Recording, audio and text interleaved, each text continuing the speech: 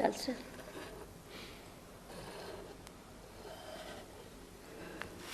વચ્ચે નહીં આવે ને.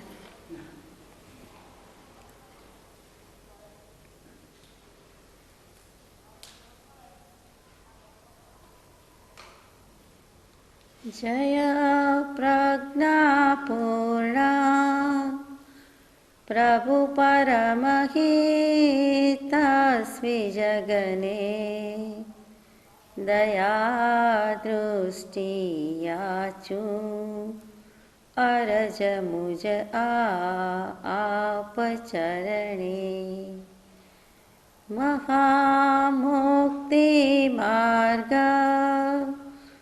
પ્રગટ કરતા રાજ પ્રભુને નમીને ઈચ્છું છું અનુસરણ આપ ચરણે. તારક ત્રિપુટીને નમસ્કાર, સત્શ્રુતને નમસ્કાર, અસીમ ઉપકારી આત્માઓને નમસ્કાર, મહાવિત્રોને નમસ્કાર, મહાવિત્રો સમાન મુરબ્બીઓ મુમુક્ષુને નમસ્કાર. પરમ કૃપાળુ દેવ પ્રણીત વચનામૃતજી પત્રાંક 19 700 મહાનીતિ અંતર્ગત નીતિ વચન 178 177 નીતિ વચનની આપણે યથાશક્તિ વિચારણા કરી. હવે થોડુંક આગળ સમજવાનો પ્રયાસ કરીએ. નીતિ વચન 178 સંતોષની પ્રયાચના કરું.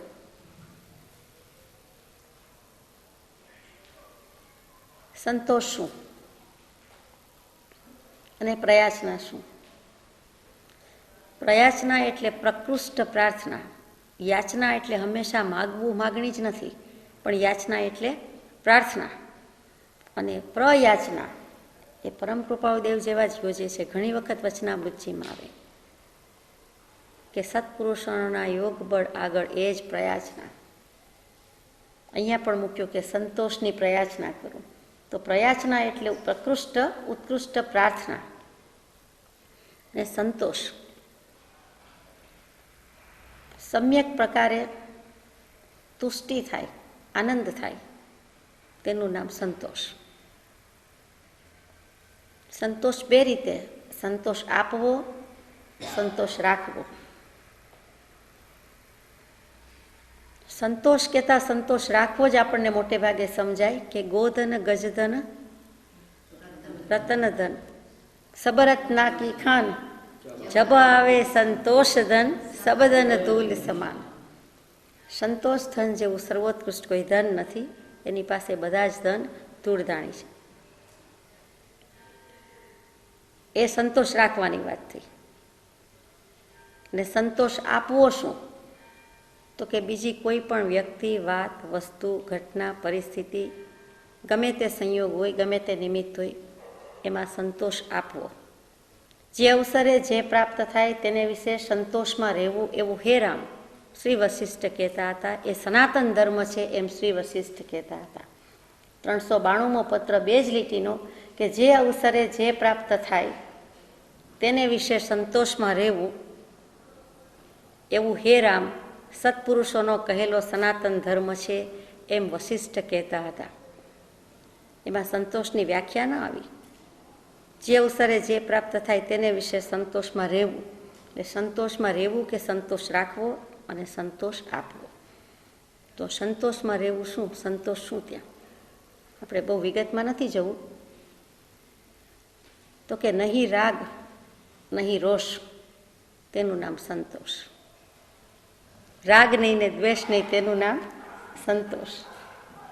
સત્પુરુષો કે મહત્પુરુષો, વિતરાગદેવ કે તીર્થંકર દેવ સંતોષ કહે ત્યારે રાગ દ્વેષ રહિત સ્થિતિ, તેનું નામ સંતોષ.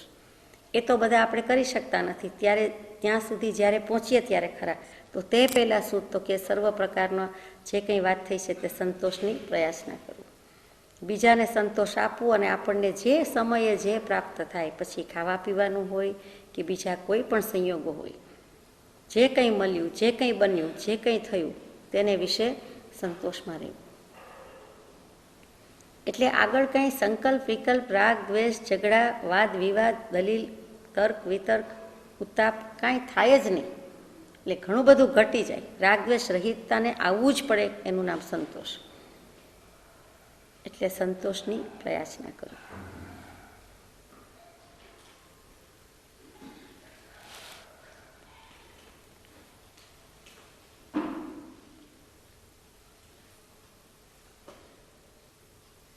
આગળ લઈ જઉં છું તે પહેલાં કહું કે સંતોષ વિશે સંસ્કૃત સાહિત્યમાં સુભાષિતોના ઢગલા છે. કયું કહેવું ને કયું ન કહેવું. સંતોષ ગુણ એવો છે કે એનું બધા જ જ્ઞાની પુરુષોએ, હિન્દુ ધર્મ હોય કે જૈન ધર્મ હોય કે કોઈ પણ ધર્મ હોય, કોઈ પણ શાસ્ત્ર હોય, એને સંતોષનો મહિમા એટલો બધો ગાયેલો છે. પણ આપણે એમાં અત્યારે જતા નથી. એના પછીનું વચન છે 179મું, સ્વાત્મ ભક્તિ કરું, સ્વ આત્મભક્તિ કરું.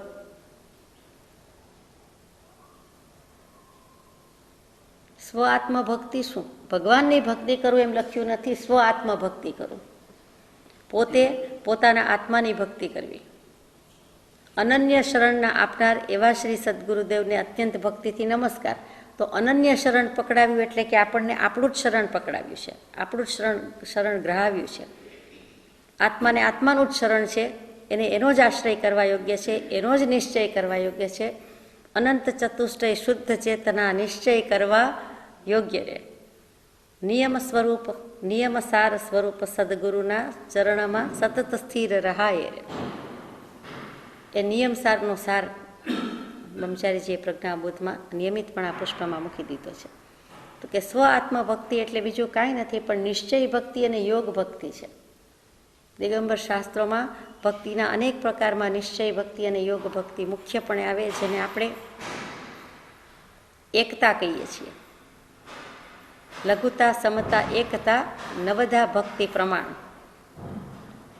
આત્મા અને પરમાત્માની એકતા થઈ જવી, પરાભક્તિ થઈ જવી, એનું નામ નિશ્ચય ભક્તિ, એનું નામ યોગ ભક્તિ, એનું નામ પોતે પોતાના શુદ્ધાત્માની કરેલી ભક્તિ. એટલે આત્મા પરમાત્માપણું પામવા માટે જે ભક્તિ કરે છે અને જે દશા લાવે છે અને અંતરાત્મા થાય છે, બહિરાત્મ દશામાંથી અંતરાત્મ દશા પ્રગટાવે છે, એને કહેવાય કે હવે એણે પોતે સ્વ આત્મભક્તિ કરી. ત્યારે પોતાના આત્માની ભક્તિ થઈ. ત્યાં સુધી પોતાના આત્માની શુદ્ધાત્માની ભક્તિ થઈ નથી, કરી નથી. હવે આ થાય કેવી રીતે? તો કે પ્રથમ તો પોતે પોતાના એટલે કે સ્વદોષ દર્શન કરે. મારા દોષ શું છે? પરાયા તો બધા કહે ને બધાને દેખાય, પણ મારા પોતાના દોષ શું છે એ સ્વદોષ દર્શન થાય. અને પછી મારા પોતાના આત્મામાં કેટલા ગુણ પ્રગટ્યા છે, કેટલા ગુણ નથી પ્રગટ્યા. આત્મા તો અનંત ગુણનો ભંડાર છે, અનંત ગુણનો સ્વામી છે. એમાં કેટલા ગુણ પ્રગટેલા દેખાય છે અને કેટલા પ્રગટ્યા નથી, અથવા શું કરું તો પ્રગટે. પોતાને પોતાના અનંત ગુણ નિધાનની ભંડારની ખરેખર ખબર નથી કે મારામાં પોતાના આત્મામાં જ અનંત જ્ઞાન, અનંત દર્શન, અનંત સુખ, અનંત વીર્ય રહેલા છે. પોતાના આત્મામાં પરમાત્માના જે કોઈ આત્મશક્તિ છે એટલું જ આત્મ સામર્થ્ય રહ્યું છે, જેટલું સિદ્ધમાં રહેલું છે એટલું જ પોતાના આત્મામાં રહેલું છે, એવી પ્રતીતિ થવી તો એને સ્વ આત્મભક્તિ કહેવાય. ટૂંકમાં દશા થાય, સમ્યક દશા થાય, અંતરાત્મપણું પ્રગટે, પરમાત્મા દશા સાથેની, પરમાત્મા પદ સાથેની એકતા થાય તો એને સ્વ આત્મભક્તિ કરી કહેવાય. એવું જેને થાય તેને પોતે પોતાના સમય પર મોર મારી એમ લાગે. એણે બધા વચ્ચે હોવા છતાં એકાંતવાસ સેવ્યો એમ કહેવાય. અને એકલા ભક્તિ કરી શું કામ? તો કે નિજવાસ કર્યો. જ્યારે એણે સ્વ આત્મભક્તિ કરી ત્યારે ગમે ત્યાં હોય, ગમે તેમ હોય, ભલે ગમે એટલા ગ્રુપ સાથે બેઠો હોય, તો પણ એ જીવે પોતે પોતાના આત્મા સાથે વસવાટ કર્યો, એની સાથે નિવાસ કર્યો, પોતે પોતાના આત્મામય થઈને રહ્યો, ખરા અર્થમાં આત્મા સાથે રહ્યો. એટલે એને એકાંતવાસ પણ કહ્યો અને શુદ્ધાત્મ ભક્તિ કહી. એટલે એનું નામ સ્વ આત્મભક્તિ કરો. પછી તરત જ દુઃખ લાગે કે એવી ભક્તિ તો કરીએ છીએ કે કેમ? એટલે ભગવાન કહે છે નિરાશ થવાની જરૂર નથી.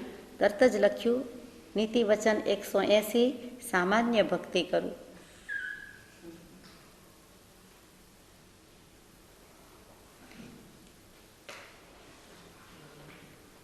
એકલા 3 પાઠ આત્મસિદ્ધિજી કરી લઈએ તો તે, સમૂહમાં બધાની સાથે હમણાં કરી તેમ બધી ભક્તિ કરીએ તો એમ, રોજબરોજની વ્યવહારિક ભક્તિ જે કંઈ કરતા હોઈએ, કોઈ પૂજા ભણતા હોઈએ, ભક્તિ કરતા હોય તો એમ, તે બધી ભક્તિ તે સામાન્ય ભક્તિ. જન સમૂહ સાથે કરવું, સામાન્યપણે કરી જાઉં, વિશિષ્ટપણે નહીં, એકાંતપણે નહીં, તો એ સામાન્ય ભક્તિ કરવું.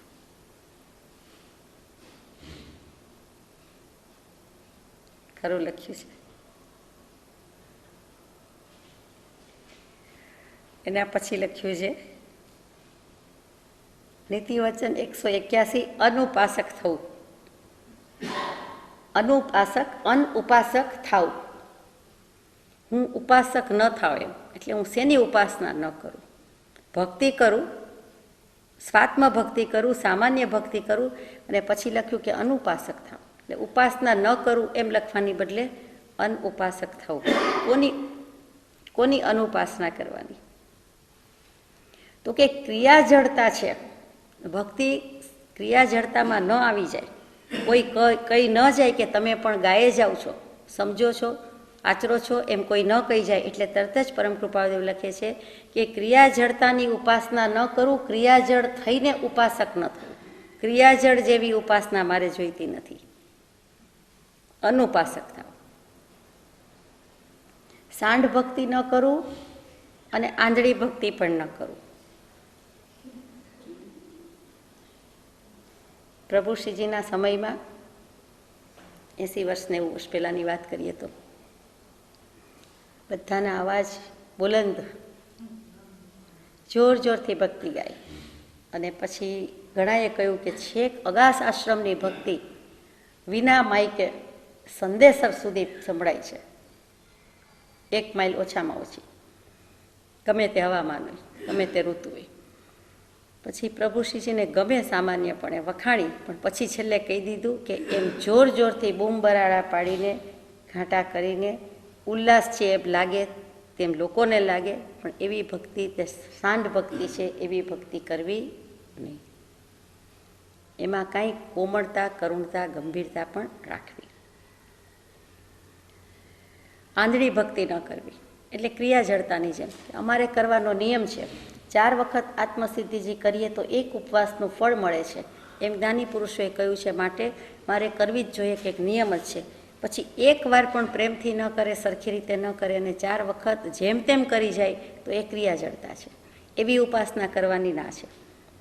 સમજીને, સમ્યક પ્રકારે, સમય આપીને 4 વખત શું વધારે વખત કરે આત્મસિદ્ધિજી તો ના નથી, તો કલ્યાણનું કારણ છે. પણ બાકી ઉપવાસનું ફળ મળે એટલે કરવી, અથવા તો 4 વખતનો નિયમ લઈ લીધો છે એટલે હવે કરવી પડે, એમ કરવાની વાત નથી. આત્મસિદ્ધિજી ખરેખર તો ભવ પરિભ્રમણમાં અનંતકાળમાં 1 જ વાર કરવાની હોય. સેલ્ફ રિયલાઇઝેશન તો 1 જ વાર થાય, એટલે 1 જ વાર કરવાનું છે. પછી એ પ્રગતિને પ્રક્રિયા થયા કરે એ બરોબર છે, પણ ખરેખર તો આત્માની સિદ્ધિ 1 જ વાર કરવાની છે, કે જે પરમપદને સિદ્ધિને આપે છે, છેક સુધી લઈ જાય છે. પણ આ આત્મસિદ્ધિ ગાઈએ છીએ, વાંચીએ છીએ, બોલીએ છીએ, સમજીએ છીએ, એ તો એક ક્રિયા છે, આવશ્યક છે, અનુષ્ઠાન છે. ત્યાં જવાનું સત સાધન છે, એટલે એની જડતા નહીં થવી જોઈએ, એટલું જ કહેવાનું છે. કોઈ પણ ભક્તિની જડતા ન થવી જોઈએ. 182મું વચન છે, નિરભિમાની થાવ. માં એટલે માપવું ને જાણવું. સંસ્કૃતમાં માં વર્બ છે, ક્રિયાપદ છે, એટલે માપવું, તોલવું, જાણવું. એના પરથી પ્રમાણ, પ્રમેય, પ્રમાતા વગેરે શબ્દો આવ્યા. હવે માન શું કામ આવ્યું? તો કે હું જાણું છું, સમજું છું, હું માપું છું. હું અમુકને જાણું છું, અમુકને નથી જાણતો એમ નથી, પણ પોતે જે રૂપે છે તેનું નિરંતર વિસ્મરણ થતું ચાલ્યું આવે છે, એમ પરમ કૃપાદેવનું વચન છે એક પત્રમાં. એટલે માં કહેતા માપવું, તોલવું, જોખવું, એટલે એમાં જ આવી ગયું કે માન ક્યારે છે? તો કે બીજાને જાણે છે, સમજે છે એમ લાગે છે, કે હું બીજાને ઓળખું છું, હું બધું જાણું છું, હું આટલું જાણું છું, મને ખબર નથી પડતી એમ નથી. એટલે આ બધું માન છે, અભિમાન છે. તો કે નિરભિમાની થવું, મારે આ કાંઈ જોઈતું નથી, મને આ માન અભિમાન પોસાય નહીં, પાલવે નહીં, પરવડે નહીં, મારે રખાય નહીં, મને જ્ઞાની પુરુષની ના છે, આજ્ઞા છે, એટલે નિરભિમાની થાવ. તો નિરભિમાની શું છે? જુઓ કે નિરાભિમાની શબ્દ ખોટો છે, બધા લખે છે, બોલે છે, ખોટો જ છે. નિરઅભિમાની એટલે નિરભિમાની છે, રા નથી પણ ર છે. ધ મોસ્ટ કોમન મિસ્ટેક છે. અહીંયા બરોબર છે, નિરભિમાની થાવ. તો કે હું જાણું છું, હું સમજું છું, એ જીવને જે માન રહ્યા કરે, જે કંઈ એવી ભાવ રહ્યા કરે છે તે માન છે. અને હું જાણું છું, સમજું છું વિનાનો ભાવ રહે તેનું નામ નિરભિમાની. સંસારના, જગતના, પરિવારના કોઈ પણ વ્યવહારમાં ભગવાન સમક્ષ તો કહી દઈએ કે મને અભિમાન નથી, અથવા હું અભિમાન નહીં રાખું. સેવ્યા નહીં ગુરુ સંતને, મૂક્યું નહીં અભિમાન. પણ બીજા કોઈ વ્યવહારમાં કે સંબંધમાં મોટે ભાગે આપણે માન મૂકી શકતા નથી. એટલે લખી દીધું કે નિરભિમાની થાવ. જુઓ સંકલના કે અનુપાસક થાવ એટલામાં ક્રિયાજળતા લીધી હતી. ક્રિયાજળની વાત આવી, તરત જ શુષ્ક જ્ઞાનની વાત મૂકી દીધી કે તો પછી મને કંઈ એવા જ્ઞાનના શુષ્કપણાનું પણ અભિમાન ન પોષાય. બંને લઈ લીધું છે કૃપાળુદેવે એક પછી એક. વચન નંબર 183, મનુષ્ય જાતિનો ભેદ ન ગણો. મનુષ્ય શું? તો કે મન વડે કર્મોને સીવ્યા કરે છે, ગૂંથ્યા કરે છે, તેનું નામ મનુષ્ય. શાબ્દિક રમત નથી, ખરેખર એમ જ થાય. મનુષ્ય મન વત્તા ઉસ આવ્યું. તો કે મન વડે, મન છે એટલે સંકલ્પ વિકલ્પ કરે છે, એટલે કર્મોને સીવ્યા કરે છે, સીવણકામ કર્યા કરે છે, ગૂંથ્યા કરે છે, તેનું નામ મનુષ્ય છે. અને મનુષ્ય આપણે પણ છીએ. મનુષ્ય જાતિનો ભેદ ન ગણો. આ ઇન્ડિયન છે, આ અમેરિકન છે, આ જર્મન છે, આ ફ્રેન્ચ છે, આ રશિયન છે, આ આર્ય છે, આ અનાર્ય છે, તો એવો ભેદ હું ન ગણું. આ હિન્દુ છે, આ મુસ્લિમ છે, થાય છે. આ વાણિયા છે, આ બ્રાહ્મણ છે, એવું થાય છે. તો કે મનુષ્યનો કોઈ પણ ભેદ હોય એ મનુષ્ય ગતિ છે, મનુષ્ય જાતિ છે, મનુષ્ય યોનિ છે, પર્યાય દૃષ્ટિ છે. એટલે એમ થાય છે કે આ ઇન્ડિયન છે, આ નોન ઇન્ડિયન છે,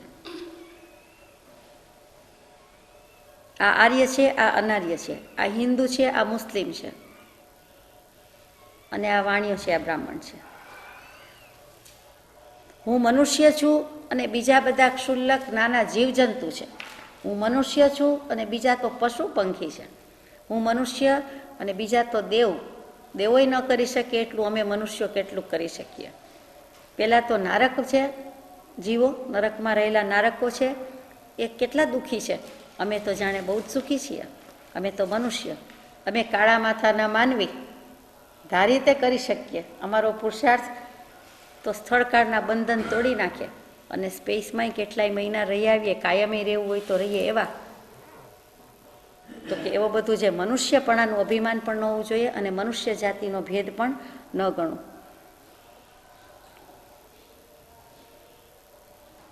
ટૂંકમાં પર્યાય દૃષ્ટિ કાઢી નાખવા માટે કીધું છે. દ્રવ્ય દૃષ્ટિ હોવી જોઈએ. મનુષ્યો બધા આત્મા છે એમ થવું જોઈએ. એમાં ભેદભાવ પાડીને કંઈ કરવા જેવું નથી. પક્ષપાત, પૂર્વગ્રહ કંઈ રાખવા જેવા નથી. બધા મનુષ્ય છે, બધા આત્મા છે. નીતિ વચન 184, જળની દયા ખાવ. જળ કોણ?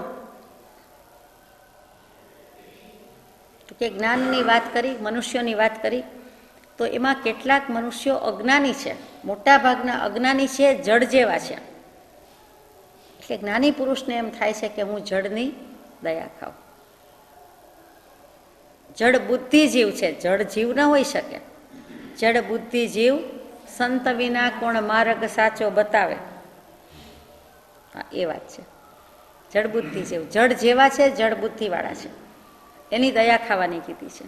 આપણને એમ થઈ જાય છે સમજતા જ નથી, કેટલું કેટલું જ્ઞાની પોકારીને કહી ગયા છે, કંઈ માનતા જ નથી, કંઈ કહેતા જ નથી. કેમ બધા આવું કરે છે, આપણે કેમ આવું કરીએ છીએ, એવા બધા ભાવ થઈ જાય. તો કેવું કરવા જેવું નથી. જળની દયા ખાવ. કેટલીક વખત કોઈક અપેક્ષાએ સ્થાવર કાયના જીવો છે,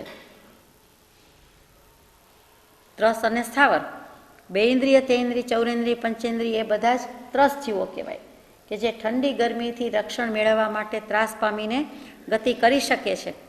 ત્રાસ અને ત્રસ યાદ રાખવા જેવું છે. તે બધા. અને જે સ્થાવરકાય છે એ શું, તો કે પૃથ્વીકાય. વનસ્પતિ સૃષ્ટિને ગમે તેટલું દુઃખ થાય પણ એ કંઈ હાલવા ચાલવા માંડશે નહીં, કે ક્યાંય મૂવમેન્ટ કરી શકતા નથી, ગતિ કરી શકતા નથી. એવા પૃથ્વીકાય, અગ્નિકાય, અપકાય, તેવકાય, વાવકાય. એમાં કેટલીક વખત દલીલ થાય છે કે અપકાયના જીવો તો આમ ખડખડ વહેતા પાણી હોય તો ગતિ કરી શકે છે, એનો સ્વભાવ છે, પણ ધારે તે પ્રમાણે, ઈચ્છે તે પ્રમાણે તે સમયે ક્યાંય જઈ શકતું નથી, એટલે ન ચાલે.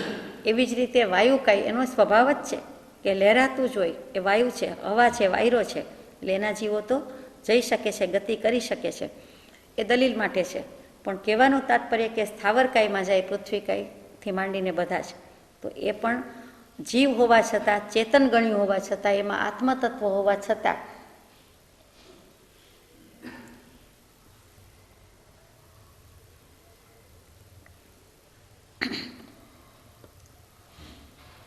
એને ભગવાને જળ જેવા કીધેલા છે.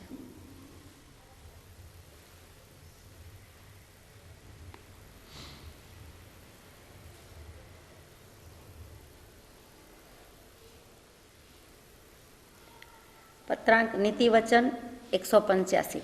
વિશેષથી નયન ઠંડા કરું.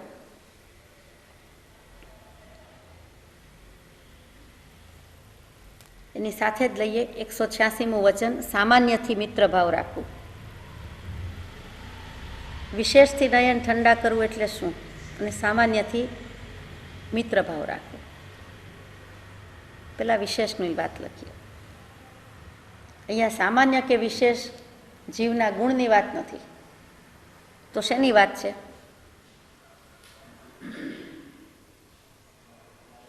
તો કે આપણને જે સત્પુરુષથી, જે સદગુરુથી બોધ લાગે તે આપણા માટે અત્યંત ઉપકારી, વિશેષ ઉપકારી, પ્રત્યક્ષ ઉપકારી લાગે, એટલે આપણે એને વિશેષ કહીએ છીએ. એનાથી નયન ઠંડા કરવું. ત્યાં નયન એટલે આંખ ઠરે છે, એની સાથે આત્મા જ્યાં ઠર્યો છે, આત્મા સ્થિતિ કરે છે, આત્મા સ્થિર થાય છે, તે વિશેષથી નયન ઠંડા કરવું. મહાવીર સ્વામીનો પરમ ઉપકાર છે. એ પહેલાં જે 24 થઈ એનો આપણા ઉપર પરમ ઉપકાર છે. એની પહેલાં અનંતી 24 થઈ ગઈ, તે બધાનો પરમ ઉપકાર છે, એમાં ના નહીં. પછી આ શાસન જ મહાવીર સ્વામીનું વર્તે છે, એટલે મહાવીર સ્વામીનો પરમ ઉપકાર છે, બરોબર. બીજા મહાવીર સ્વામી થયા એટલે પરમ કૃપાળુદેવ થયા, તો એનો આપણા ઉપર વિશેષ ઉપકાર છે કે જેના બોધ બળે અથવા તો જેના બોધથી, જેના વચનથી જીવ નિર્વાણ માર્ગને પામે, એથી વિશેષ શું ઉપકાર હોય આપણા ઉપર આ કાળમાં, આવા દુષમ વિષમ ધીટ કાળમાં. એટલે આપણા પરમ ઉપકારી, સર્વોત્કૃષ્ટ ઉપકારી, વિશેષ ઉપકારી તો પરમ કૃપાળુદેવ છે. એટલે વિશેષથી નયન ઠંડા કરવું. નયન, દૃષ્ટિ, આંખ. જેણે આંખ આપી, જેણે સમ્યક દૃષ્ટિ આપી, કે જે સમ્યક નેત્ર આપે છે, જેમ મહાવીર સ્વામીએ ગૌતમ સ્વામીને સમ્યક નેત્ર આપ્યા, તો મહાદેવ્યા કુક્ષિરત્નમ શબ્દજીત વરાત્મજમ રાજચંદ્રમ અહમ વંદે તત્વલોચનદાયકમ. તો તત્વરૂપી લોચન, તત્વરૂપી આંખ જે આપે છે તેની વાત છે. તો વિશેષથી નયન ઠંડા કરવું એટલે આંખ ઠરી છે, આત્મા ઠર્યો છે, અને તેવા સત્પુરુષના બોધે, તેવા વિશેષ પરમ ઉપકારીના બોધે હું મારી દૃષ્ટિ પણ સમ્યક કરું અને આત્મા શીતલીભૂતને પામે, શીતળતાને પામે. 186મું નીતિ વચન છે, સામાન્યથી મિત્રભાવ રાખવું. સામાન્ય એટલે સર્વજન, જન સાધારણ, જન સામાન્ય, કોઈ પણ હોય તો એના પ્રત્યે હું મિત્રભાવ રાખવું, મૈત્રી રાખવું. કોઈથી દુશ્મની કે વેર તો હજો જ નહીં. કેટલી બધી વાર નીતિ વચનમાં આ વાત આવી. મિત્રા દૃષ્ટિ મૂકી છે. 8 યોગ દૃષ્ટિની સૂજાઈમાં પહેલી મિત્રા દૃષ્ટિ છે. પહેલી દૃષ્ટિમાં આવવા માટે પણ પાયાના સદગુણો બધા જોઈએ છે, તેની વાત છે. તો કે વિશેષથી નયન ઠંડા કરું, પણ સામાન્યથી એટલે બીજા બધાથી, જનસાધારણ સર્વજીવથી હું મૈત્રી ભાવ રાખું.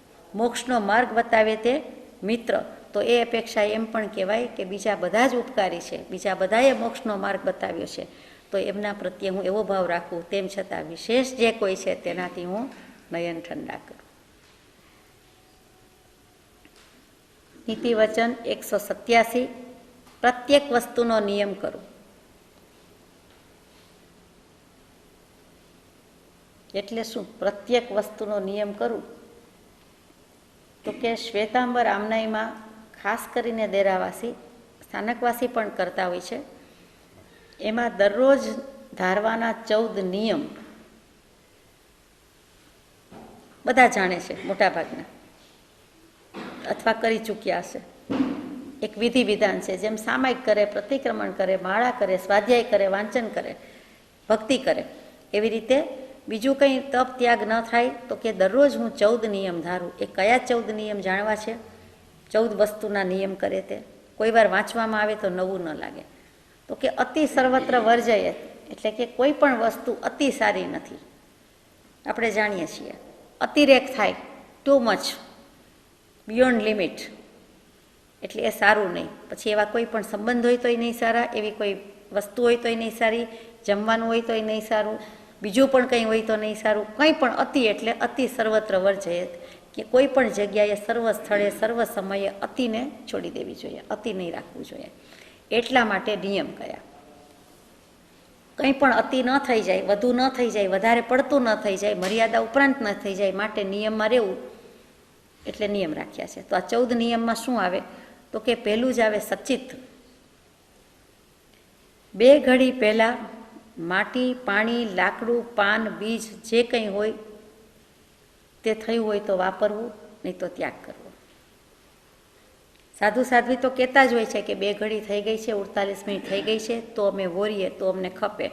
આપણને પણ એમ થાય કે હમણાં જ પાણી છાંટ્યું છે, તો ઠંડા પાણીમાં, આ બધા પાણીમાં આપણે પગ મૂકીને ચાલવું નથી ગમતું, સુકાઈ જવા દો. અથવા તો બીજી બાજુથી આપણને રસ્તો મળતો હોય, જગ્યા મળતી હોય તો આપણે કરીએ છીએ.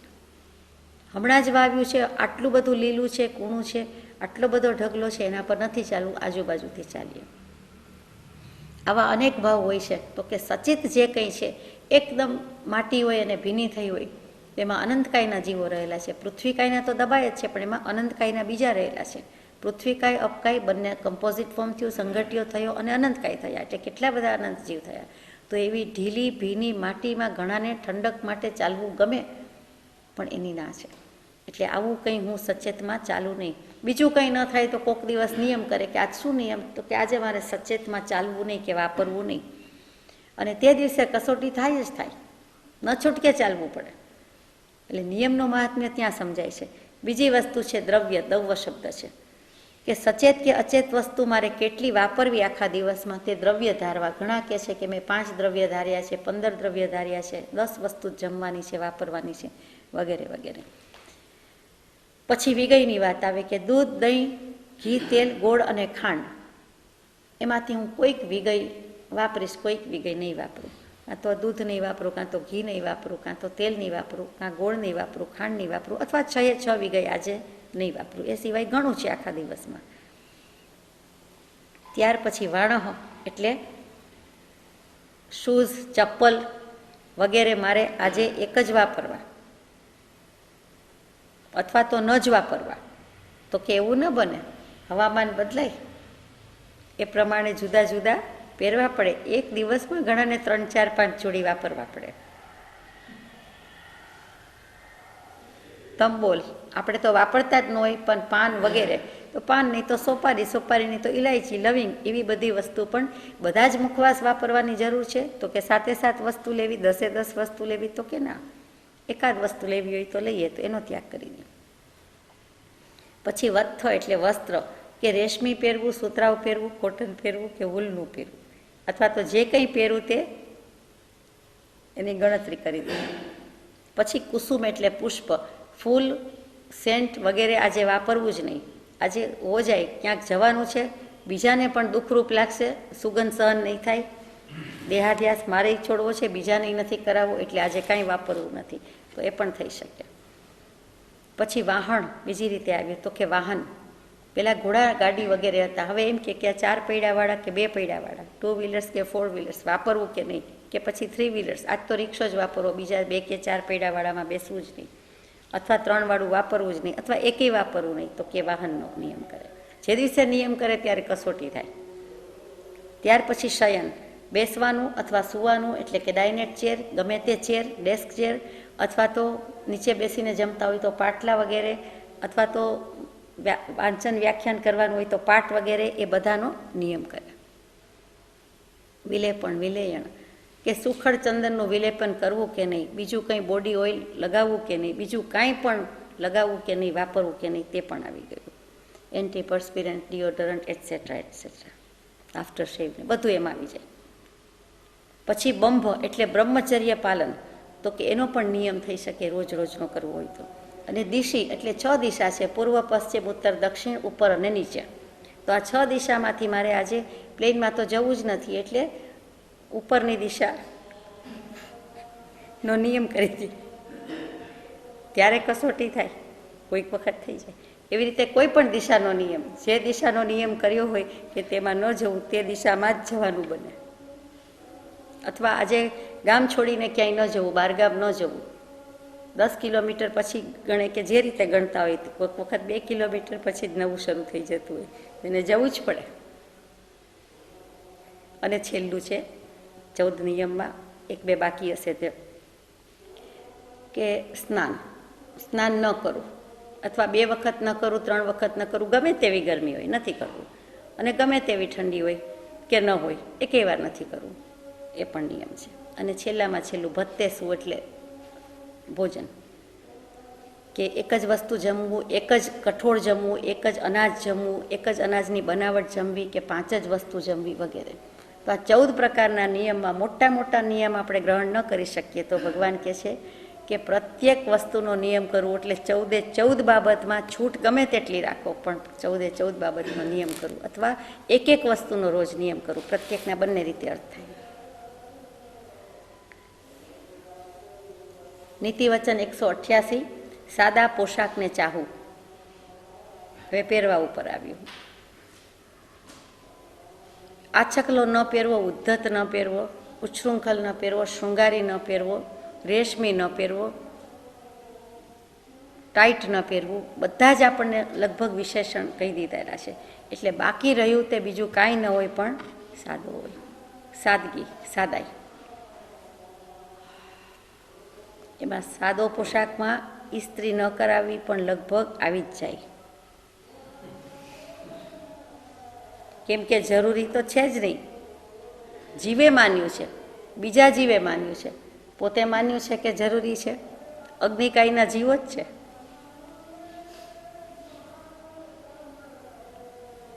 નીતિવચન 189, મધુરી વાણી ભાખવું. મધુર પણ નહીં, મધુરી વાણી ભાખવું. વ્યાકરણ મધુરા. બને તો કાંઈ બોલવા જેવું જ નથી, બોલવું પડે તો મીઠું મધુર બોલવું, કડવું લાગે તેવું ન બોલવું, ઘણું ન બોલવું. આપણે ઘણી ચર્ચા થઈ ગઈ છે, પણ અત્યારે એટલું જ કહેવું છે કે મધુરી વાણી. પૂર્વના કર્મ હોય તો સુસ્વર હોય, નહીં તો દુસ્વર હોય. ગળું સારું હોવું એટલે કે સ્વર પેટી અવાજ સારો હોવો, ગાવામાં કે બોલવામાં, એ પણ પૂર્વના નામકર્મ, શુભ નામકર્મનો ઉદય હોય, સુસ્વર શુભ નામકર્મનો ઉદય હોય તો મળે છે. કોઈકનું પહેલેથી જ અવાજ એવો હોય, ગાવામાં કે બોલવામાં કર્કશ હોય, કઠોર હોય, તો એને દુસ્વર નામકર્મનો ઉદય છે, એ પૂર્વકૃત થયું. પણ જે કંઈ અવાજ ગમે તે હોય, પણ વાણી બોલવાની રીત હોય, શૈલી હોય, અથવા તો આ પ્રવર્તમાન પુરુષાર્થ શું, તો કે બને એટલી મધુરપ રાખવી, મીઠાશ રાખવી. કોઈને કડવું ખારું લાગી જાય તેવું ન બોલવું, તો મધુરી વાણી. અને પ્રભુશ્રીજીનું વચન યાદ આવે, કેમ કહે કે અમે બોલીએ છીએ તો કેટલી બધી ખારાશ લાગે છે. પ્રભુશ્રીજીના શબ્દો છે. કૃપાળુદેવ કંઈક કહેતા બોલતા તો કેટલું મધુર, કેટલું મીઠું, કેટલી મીઠાશ હતી. મારો વાલો કેટલી મધુરી વાણીથી બોલતો, અને અમે બોલીએ છીએ તો ખારાશ લાગે છે, એમ પ્રભુશ્રીજી કહેતા. આપણે સમજી જવાનું કે બોલનારને વધારે લાગે કે આ પુરુષોને એવું લાગ્યું. પછી બ્રહ્મચારીજીએ લગભગ એવું લખ્યું છે, પોતે ગમે તેટલી મીઠાશથી વર્તતા હતા, હસીને, સૌમ્યતાથી, શાંતિથી, ગંભીરતાથી, તેમ છતાં પણ એમ કહે કે તે પુરુષોમાં જે મીઠાશ હતી એમાંનું આપણામાં, મારામાં કાંઈ નથી. તો આપણને બોલતા વિચાર થાય કે તે પુરુષો કેટલી મધુરી વાણી ભાગતા હશે, કે જાણે સાંભળ્યા જ કરીએ. ત્યાર પછીનું વચન છે 190મું, મનોવીરત્વની વૃદ્ધિ કરવું. મનોવીરત્વ શું? તો કે મનની દૃઢતા, મનની વીરતા, મનની દૃઢતા. અહીંયા આત્માની વીરતા નથી લખી, મનની વીરતા કે મનની દૃઢતા લખી છે. એ મનોવીરત્વ શું? તો કે મુખ્ય અંતરાય હોય તો જીવનો અનિશ્ચય છે. કલ્યાણ કરવામાં એક્સક્યુઝ મી, કલ્યાણ કરવામાં જીવનો સૌથી મોટો અંતરાય હોય તો તે અનિશ્ચય છે. બીજી એક જગ્યાએ એમ લખ્યું છે કે જીવનો જ્ઞાની પુરુષ પ્રત્યેનો, સત્પુરુષ પ્રત્યેનો અધૂરો નિશ્ચય છે. અધૂરો નિશ્ચય વધારે ખરાબ છે. પહેલું તો અનિશ્ચય એટલે મારે કલ્યાણ કરવું જ છે કે કેમ, માત્ર મોક્ષ અભિલાષ છે કે કેમ, અને જે મેં પકડ્યા છે, પસંદ કર્યા છે, જેના શરણમાં આશ્રયમાં મસ્તક મુકાવેલું છે, એનાથી મારું કલ્યાણ થશે જ કે કેમ. બીજે પણ હશે, બીજા પણ હશે, બીજે પણ જવું, એમ નહીં. તો કે મેં જે નક્કી કર્યું છે, અથવા તો કોઈક પુણ્ય કૃપાથી, આપણા પુણ્ય અને ભગવાનનો યોગબળ અને જે કાંઈ મળ્યું છે, તો હવે મનની દ્રઢતા છે કે મોક્ષ થશે તો અહીંથી જ થશે, અથવા તો મારે કલ્યાણ કરવું છે, મારું કલ્યાણ આ પરમ કૃપાળુ દેવના યોગથી જ થશે, બીજું નહીં અને બીજે નહીં અને બીજું નહીં, બીજોય નહીં, બીજુંય નહીં ને બીજેય નહીં. તો કે મનની દ્રઢતા છે. એની જે કાંઈ છે, ધારો કે નથી તો લાવવાની છે, ધારો કે મનની દ્રઢતા થઈ ગઈ છે, તો એની વૃદ્ધિ કરું, એમાં દિન બદિન, સમય સમયે, ક્ષણે ક્ષણે, પ્રસંગે પ્રસંગે, નિમિત્તે નિમિત્તે, કાર્યે કાર્યે વૃદ્ધિ કરતા જવું, વધારતા જવું. બીજી રીતે છે કે જે કંઈ આત્મા મેળવવાનો છે, મોક્ષ મેળવવાનો છે, તો પુરુષાર્થ કરવાનો છે, એનું નામ પણ વીરતા છે. એટલે સુયગડાંગજી સૂત્રમાં આખું એક અધ્યયન, એનું નામ વીર્યમ એટલે વીર્ય અધ્યયન મૂક્યું છે, જેમાંથી પરમ કૃપાળુ દેવે કેટલું મૂકેલું છે કે જે સત્સંગને ઉપાસે છે તે અવશ્ય આત્માને ઉપાસે છે. અને દ્વાદશાંગીનું સળંગ સૂત્ર આ છે કે આત્માને ઉપાસે, એટલે કે સત્સંગ સિવાયના બધા જ સાધન છે તે ગૌણ છે અને સત્સંગ મુખ્ય છે, મુખ્યમાં મુખ્ય છે, પહેલું, સહેલું ને વહેલું સાધન છે, એમ બ્રહ્મચારીજી કહે છે. અને એને ઉપાસે એટલે સત્સંગ ઉપાસે છે તો અવશ્ય આત્મા ઉપાસે છે. અને એટલે આપણને યમ નિયમ પદનું સાર્થક્ય લાગે.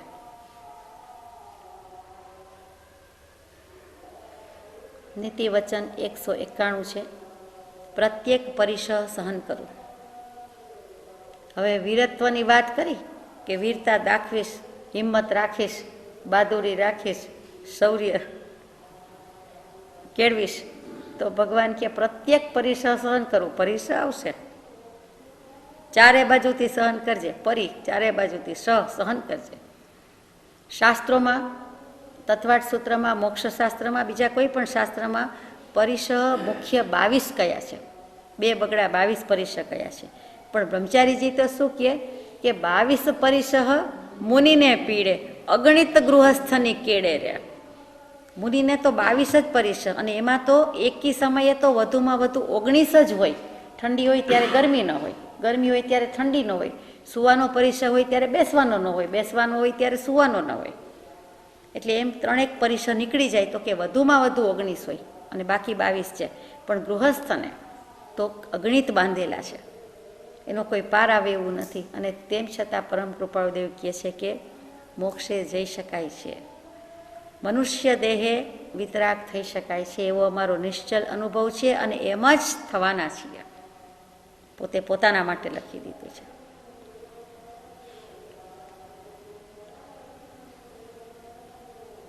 આપણને પરિસર આવે હોય, ગૃહસ્થને અગણિત કહી દીધું તો આપણને હોય. ભૂખ તરસથી માંડીને બધા જ હોય, તો કેટલાક તો નાના નાના પરિસર છે. એટલે એ સહન કરતા જઈએ, ભૂખનો, તરસનો, નાના નાના જીવજંતુ કરડે, માખી આવે, મચ્છર આવે, જો એટલું સહન થાય, એવા પરિસર સહન થાય, તો કદાચ કોઈક વખત હાથી આવે, સાપ આવે, વાઘ આવે, ચિત્તો આવે, અગર તો કોઈ ચડાવવા આવે, દેવો આવે, ડગાવવા આવે, અથવા તો કોઈ પૂર્વભવના જીવ હોય અને એ આપણને કંઈક આપણી તપશ્ચર્યામાં કે આપણા સ્વરૂપમાં કે એમાં કંઈક આપણી આત્માની દૃઢતા સ્થિરતામાં કંઈક હલચલ મચાવવા માટે કે હલબલાવી દેવા માટે આવે, તો ત્યારે આપણામાં બળ કે જોમ રહીએ. આ નાના પરિસરમાં જો હારી જઈએ, ગાડિયા કાઢીએ, એક નાનકડું જંતુ દેખાતુંય માંડ હોય એવું કરડી જાય, તોય આપણને ઉપયોગ એમાં, અને એનો ઉપાય કરવાની વાત શું છે? હવે થઈ ગયું, એ જે મૂકવાનું હતું એ મૂકી ગયું, લેવાનું હતું એ લઈ ગયું, હવે પતી ગઈ વાત. તો કે ના, એમ નહીં, એ આપણને કરડે ન ચાલે, એવું નહીં. એટલે કે પ્રત્યેક પરિસર સહન કરવું. દેવો નહીં હોઈ શકે, તિર્યંચ નહીં હોઈ શકે, અને કોઈ પણ રીતે હોઈ શકે. મનુષ્યને મનુષ્યકૃત પણ હોઈ શકે, કોઈ પણ પરિસર હોય.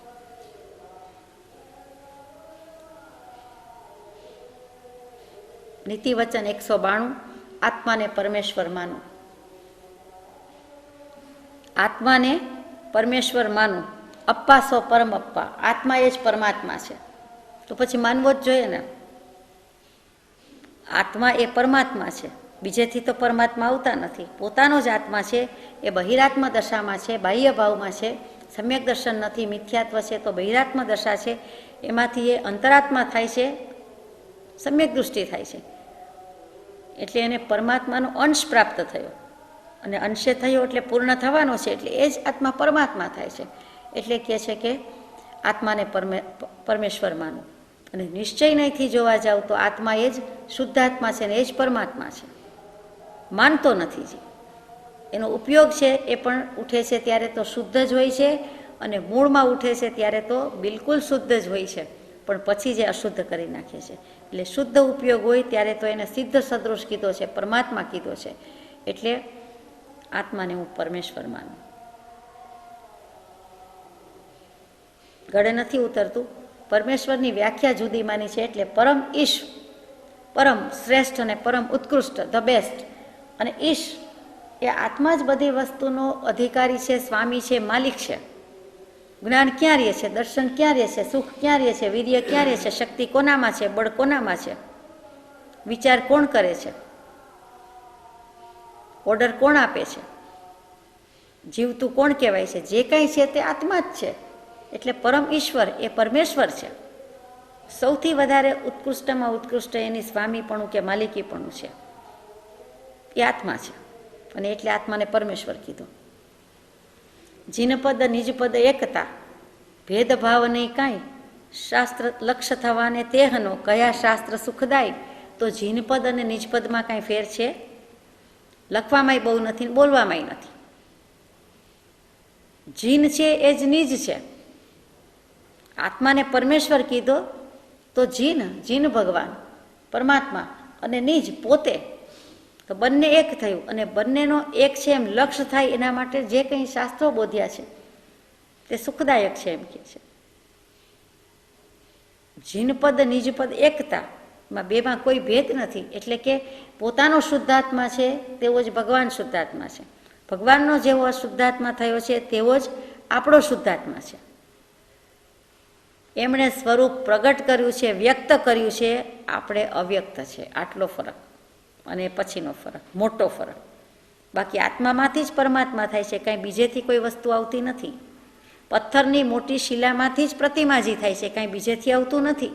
ઘડતર બાકી છે. શિલાનો જ પરમાત્મા થાય છે ને, પથ્થરમાંથી જ પ્રતિમા થાય છે ને, પરમેશ્વર થાય છે ને. તો પછી મનુષ્ય તો પરમેશ્વર છે જ ને, થાય જ ને, હોય જ ને. એટલે આત્માને પરમેશ્વર માનું.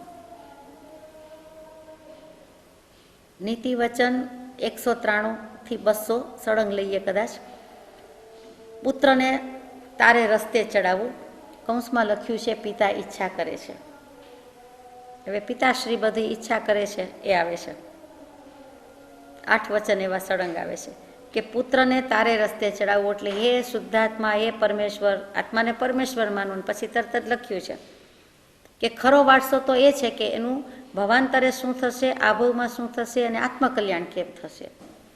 જેઓ પોતાની સંતતિનું ભવિષ્યમાં શું થશે એ વિચારતા નથી, તેઓ તેમના હિતસ્વી કેમ કહેવાય, એમ કૃપાદેવ કહે. અને હિતસ્વી એટલે હિત શબ્દ ધા ઉપરથી આવ્યો છે. સંસ્કૃતમાં ધા વર્ગ છે, એટલે ધારણ કરવું, સ્થિર થવું. આત્માએ આત્મામાં સ્થિરતા કરવાની છે, આત્માએ આત્માને ધારણ કરવાનો છે. એનું નામ કલ્યાણ, એનું નામ આત્મકલ્યાણ. એટલે હિત શબ્દ જેમ તેમ નથી. એટલે અહીંયા કહી દીધું કે પુત્રને તારે રસ્તે ચડાવવું, કે હે ભગવાન, હે શુદ્ધાત્મા, હે પરમેશ્વર, હે પરમાત્મા, સંતાનને પુત્રને પણ તારે રસ્તે એટલે આત્માના રસ્તે, પરમાત્માના રસ્તે ચડાવવું. નીતિ વચન 194, ખોટા લાડ લડાવવું નહીં. આમ તો લાડ લડાવવાની જ ના છે, પણ ભગવાને સ્પેસિફાઈ કર્યું આપણા માટે કે ખોટા લાડ લડાવવું નહીં. એટલે થોડાક લાડ લડાવવાની જાણે કે હા પાડી. આપણે તો તરત જ એમાંથી એવું જ ગ્રહણ કરવાના, હા પાડે કે નહીં આપણે છૂટ લઈ જ લેવાના છીએ. જાણે છે, સમજે છે, એટલે કે થોડુંક મા બાપ છો તો કરવું હોય તો કરો. પિતાશ્રીને કહ્યું છે આમાં તો માં તો મોટે ભાગે લાડ ન લડાવે, લડાવે તો પણ એક હાથમાં લાડવો અને એક હાથમાં લાકડી હોય. જ્યારે પિતાશ્રી મોટે ભાગે લાડ લડાવે, તો કે ખોટા લાડ લડાવવું નહીં. આપણે જાણીએ છીએ કે ખોટી લાગણી, ખોટો પ્રેમ વધારે પડતું ચડાવી દઈએ. આપણે વ્યવહારમાં જાણતા જ હોઈએ છીએ, આડોશ પાડોશમાં સંભળાય, જનસમૂહમાં સંભળાય કે મારો દીકરો આવું કામ કરે જ નહીં, મારો દીકરો આવું બોલે જ નહીં, મારું સંતાન આવું હોય જ નહીં, એની ભૂલ હોય જ નહીં, એ આવું કરે જ નહીં, એમ તરત જ ફેવર જ થાય. આ એમ કરે એવો છે અને એને તમે કયો, હું નહીં પણ તમે કંઈ કયો, એવું કહેનારા માવતર ભાગ્યે જ મળે. દરેક બાબતમાં ખોટા લાડ લડાવની. આ તો બીજા સાથેની વાત થઈ, પણ આમ પણ કંઈ પણ ખવડાવવું પીવડાવવું બધામાં લાડ કરવામાં કોણ હોય, સમજાઈ ગયું.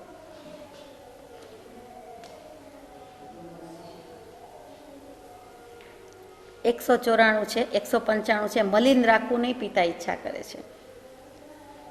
બીજું બધું તો કરીએ પણ એને હું મેલો ગેલો પણ રાખવું નહીં. એનું અંતઃકરણ કે બધું જોવાનું હોય, માત્ર કપડાં વગેરે નહીં કે દેહ વગેરે નહીં, પણ એનું અંતઃકરણ પણ શુદ્ધ, નિર્મળ, પવિત્ર રહે તેવું રાખવું, મલિન રાખવું નહીં, એનામાં દોષ પ્રગટે એવું રાખવું નહીં, એટલે કે મેલો ગેલો રાખવું નહીં, દોષિત રાખવું નહીં. 196, અવળી વાતથી સ્તુતિ કરવું નહીં. એને કોઈ આડી અવળી ઊંધી વાતથી કહું નહીં, સવડીએ લાવવું, સવડી વાત કરું, સીધી રીતે કહું, પણ અવળી વાતથી સ્તુતિ કરવી નહીં. ન હોય તો પણ વખાણ કરીએ કે તું તો બહુ ડાયો, તું તો બહુ સારો, તો એવી રીતે આપણે કરીએ નહીં. અવળી વાતથી સ્તુતિ કરવું નહીં.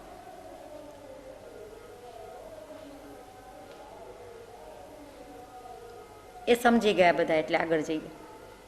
વચન 197, મોહિની ભાવે નિરખવું નહીં. પોતાનું સંતાન છે તો ભગવાન કે મૂળમાં જ ભૂલ, પોતાની કાયાની, તો દેહાદિક સંબંધ એવા સંતાન તારા, એટલે કેમ કહેવાય? તેમ છતાં એવી દશા ન થઈ હોય ત્યાં સુધી કહે છે કે મોહિની ભાવે નિરખવું નહીં. મારું સંતાન સર્વોત્કૃષ્ટ દેખાવમાં, સ્વભાવમાં, એજ્યુકેશનમાં વગેરે, અહીંયા નિરખવું નહીં એટલે દેખાવની વાત આવે કે જોવાની વાત આવે, તો બધા વખાણ કરતાં થાકતા ન હોય, એને લાગવું પડે છે કે હું એવી રીતે વખાણું નહીં, એમ તો ઠીક, પણ મોહિની ભાવે પોતાને ને પોતાને મોહ થાય. સીધીબાઈને સીધકાવાલા, એને એનું ગમે તેવું હાસ્ય હોય પણ એને મોહક લાગે. શું કામ? મારા માન્યા છે, પોતાના માન્યા છે માટે લાગે, તો કે એને મોહિની ભાવે નિરખવું નહીં. મોહ થાય એવી રીતે, ચોખ્ખી જ વાત છે કે એને ઓળખવું નહીં, દેખવું નહીં, જોવું નહીં. 198, 99 અને 200 સાથે લઈએ. પુત્રીનું વેશવાળ યોગ્ય ગુણે કરવું, પિતા ઈચ્છા કરે છે. સમવય જોવું, પિતા ઈચ્છા કરે છે. સમગુણ જોવું, પિતા ઈચ્છા કરે છે. ત્રણેય. અહીંયા પુત્રીની વાત આવી. એમ થતું હતું કે એકલું પુત્રની જ બધી વાત લખી છે, હવે પુત્રીની વાત આવી. વેશવાળ એટલે વેવિશાળ, સગાઈ, અને પછી થાય તે લગ્ન. યોગ્ય ગુણે કરવું, એનો લાઈફ પાર્ટનર, એનો જીવનસાથી યોગ્ય ગુણ હોય તો કરું. સમવય, બહુ વધારે એજ ડિફરન્સ હોય, ઉંમરમાં ઘણો મોટો હોય, અગર બહુ નાનો હોય તો ન કરું. અને સમગુણ જો, વય અને ગુણ મુખ્ય કહ્યું, એટલે સ્વભાવ, ગુણ, લક્ષણ, દેખાવ, વડે વડ આપણી ભાષામાં, અથવા તો બળે બળ કહેતા હશો, કોઈ વડે વડ કહે કે પોતાને જે કંઈ છે, પોતે જે રીતે દીકરીને મોટી કરી છે, એમાં જે સંસ્કાર, શિક્ષણ, વારસો વગેરે આપ્યું છે, જે લિવિંગ સ્ટેન્ડર્ડથી મોટા કર્યા છે, જે એજ્યુકેશન આપ્યું છે, જે કંઈ બીજું છે, ખરું તો એના કર્મ પર જાય છે. એ જે કર્મ લઈને આવ્યું હશે તે પ્રમાણે થશે, એના જેની સાથે જે ઋણાનુબંધ હશે તેમ થશે. છતાં પણ કેટલોક પુરુષાર્થ માવતરે કરવાનો હોય છે, તો કે હું સમવય અને સમગુણ જોઉં, ગમે ત્યાં ન કરી દઉં.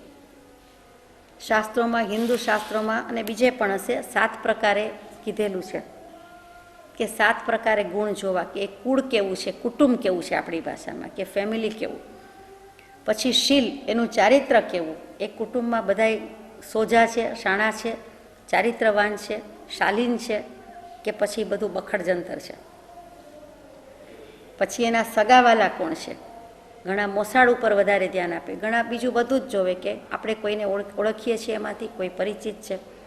પછી વિદ્યા, એજ્યુકેશન, કેળવણી, શિક્ષણ કેટલું લીધું છે, ભણ્યા છે શું. પછી ધન કે પૈસો છે, ભૂખે રહેવાના છે આપણા દીકરી જશે તો, કે કંઈક વાંધો નહીં આવે એવું છે. ખરું તો પ્રારબ્ધ જ છે, દૈવયોગ છે, પણ છતાંય એમ થાય કે એ તો કેટલું બધું એક્સ્ટ્રીમ ઉપર છે, બીજું બધું બરાબર છે, પણ આ ડિફરન્સ તો મોટો છે, એ ન ચાલે. તો કે ધનનું પણ કયું છે, અને છેલ્લું શરીર, એટલે દેખાવની વાત છે કે સ્ટ્રક્ચર કેવું છે. તો આ બધા જ 7 ગુણ મૂકેલા છે. જ્ઞાની પુરુષો કયો, શાસ્ત્ર કરતા પુરુષોએ આવા મૂકેલા છે.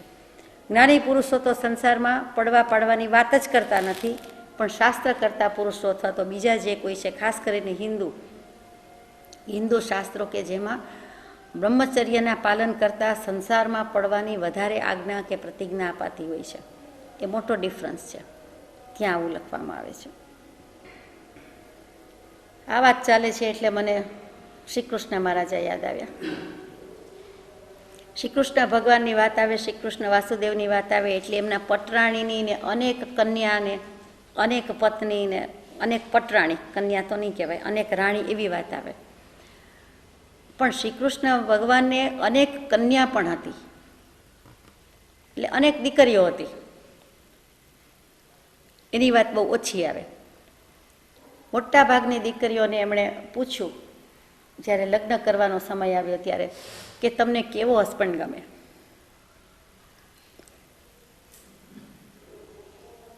પછી પોતે પૂછ્યું કે તમને એવો વર ગમે કે જે સ્વામી થઈને રહીએ કે સેવક થઈને રહીએ.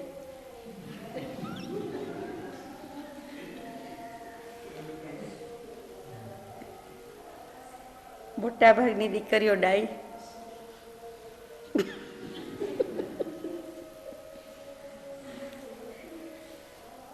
એમણે કહ્યું કે અમને અમારા સ્વામી થઈને રહીએ એવું ગમે. જે બધી દીકરીઓ એમ કહ્યું કે અમને અમારા ઉપર સ્વામી હોય તે ગમે, એ બધાને એમણે નેમિનાથ ભગવાન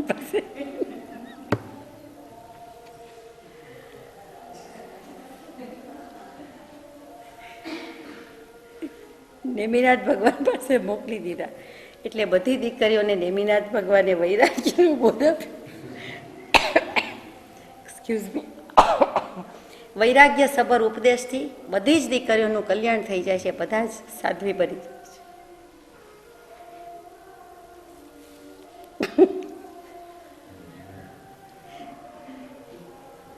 એક દીકરી એવા, એ પણ એના માતુશ્રીએ ચડાવ્યા.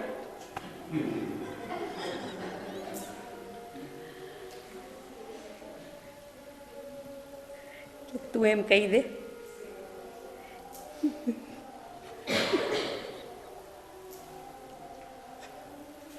કે મારે તો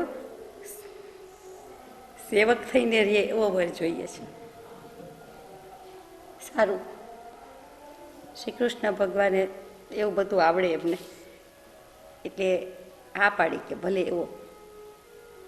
એક વીરા સાળવીનું નામ આવે છે.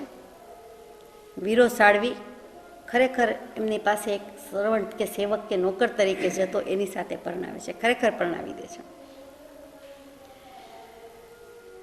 પછી છોકરી ફરિયાદ કરે છે. થોડો સમય તો બધું બરાબર ચાલ્યું. પછી શ્રી કૃષ્ણ, જેનું નામ, એ પૂછે છે વીરા સાળવીને કે સંસાર બરાબર ચાલે છે ને, દીકરી બરાબર કામ કરે છે ને? તો કે દીકરી કંઈ કામ કરતી નથી.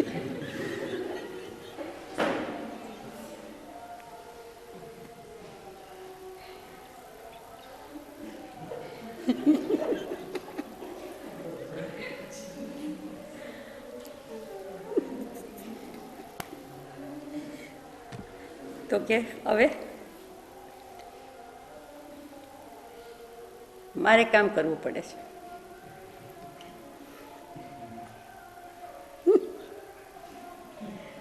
પછી શ્રી કૃષ્ણ ભગવાન કે એવું ન ચાલે. તો કે તમે જ કહ્યું હતું. તો કે ભલે કહ્યું હોય, જો હવે તું એની પાસેથી બધું ઘરકામ નહીં કરાવે તો હું તને જેલમાં પૂરી દઈશ.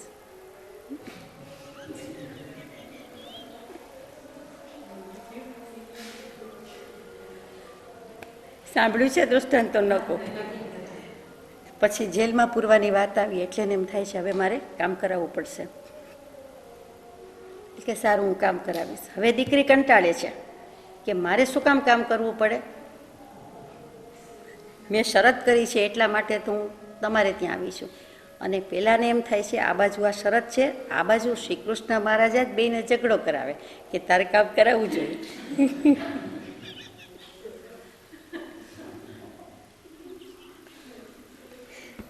પછી એ દીકરી કહી દે છે કે ચાલો મને છૂટી કરી દો. પછી શ્રી કૃષ્ણ ટ્રીક કરે છે, આવડે છે, પિતા છે, બધા રોલ છે એમાં પિતાનો રોલ છે અને વિચક્ષણ પુરુષ છે. એટલે એમણે કહી દીધું કે ચાલો, વીરા સાળવીને બોલાવે છે કે એ કામ નથી કરતી તો એને સંસારમાં રસ નથી તો એનું છૂટી કરી નાખીએ. એને નેમનાથ ભગવાન પાસે દીક્ષા લેવી છે, એને સંસારથી છૂટું થવું છે, તારાથી છૂટું થવું છે એમ કહેવા કરતાં સંસારથી છૂટું થવું છે. એ શબ્દ પ્રયોગ બરાબર એમણે પકડી રાખ્યો અને ખરેખર પછી છૂટા પડી જાય છે અને નેમનાથ ભગવાન પાસે દીક્ષા લઈને કલ્યાણ કરે છે.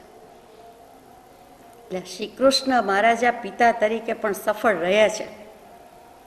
એ કેવું છે અહીંયા પિતાની વાત છે ને કે પુત્રીનું વેશવાળ યોગ્ય ગુણે કરવું, સમ વય જોવું, સમ ગુણ જોવું. એટલે વાત આટલી હતી કે કેવા કહેવાય કે બધી રીતે વિચક્ષણ કહેવાય કે દીકરીઓ છે પોતે દીક્ષા લઈ શકતા નથી, પોતે સર્વસંગ પરિત્યાગ કરી શકતા નથી, ત્યાગ લઈ શકતા નથી, એવા કર્મનો ઉદય છે. આખી દ્વારિકા બળી જવાની છે તો બધાને કહે કે તમે નીકળી જાઓ, જેને કલ્યાણ કરવું હોય તે કરો, જેને દીક્ષા લેવી હોય તે લ્યો. આ દરવાજો તૂટી પડે એ પહેલાં બધા જતા રહ્યો. બધા કે આજીવિકાનું શું, કે બધા દીક્ષા લઈ લે તો પરિવારનું શું થાય, તો કે બધા પરિવારનું પાલન પોષણ કરીશ, પણ જેને લેવું હોય તે લ્યો. આ સમય આવ્યો છે, ચેતી જાઓ. અને પણ પોતે કાંઈ કરી શકતા નથી, લઈ શકતા નથી. ભાવિ તીર્થંકર દેવ છે પણ પોતે કરી શકતા નથી. એમના દુઃખની વાત પણ કીધી જાય એવી નથી. એ ઘણી વેદના થાય. પોતે કરી શકે નહીં, બીજાને કરવાની પ્રેરણા આપે, બળ આપે, પણ પોતે કાંઈ કરી શકે નહીં. એ જેવી તેવી વાત નથી. એમના જીવનમાં આમ જુઓ તો ઘણું દુઃખ. જન્મ્યા ત્યારથી વિચારો તો શ્રી કૃષ્ણ મહારાજા દુઃખી. કુંતી માતાના દુઃખની વાત કરીએ, દુઃખ માગવાની વાત આવે, પણ શ્રી કૃષ્ણનું કંઈ ઓછું દુઃખ નથી. કોઈક વાર વિચાર કરશું કોઈ પત્રમાં કે કંઈ વાત આવે તો, અથવા એમને વિચાર કરવા જેવો છે કે કેટલું દુઃખ. આપણું દુઃખ તો કાંઈ નથી, આપણી પાસે દુઃખ જ નથી. દુઃખ આપણી પાસે આવતું નથી કે આપણે માનતાય નથી, પણ શ્રી કૃષ્ણ પરમાત્માને એટલું દુઃખ હતું. તો અહીંયા આપણે પૂરું કરીએ છીએ. એટલે કેવા વિચક્ષણ કે એમણે કલ્યાણ કરાવ્યું બધી જ દીકરીઓને નેમનાથ ભગવાનથી. એટલે અને દીકરીઓએ કેટલી પૂર્વ સંસ્કારી હોવી જોઈએ, કે સુજ્ઞા હોવી જોઈએ, કે તરત જ બૂજી જાય છે અને વૈરાગ્ય અને કલ્યાણ. એક બાકી રહેતા હતા, તેને પણ કલ્યાણ કર્યું. સહજાત્મ સ્વરૂપ પરમ.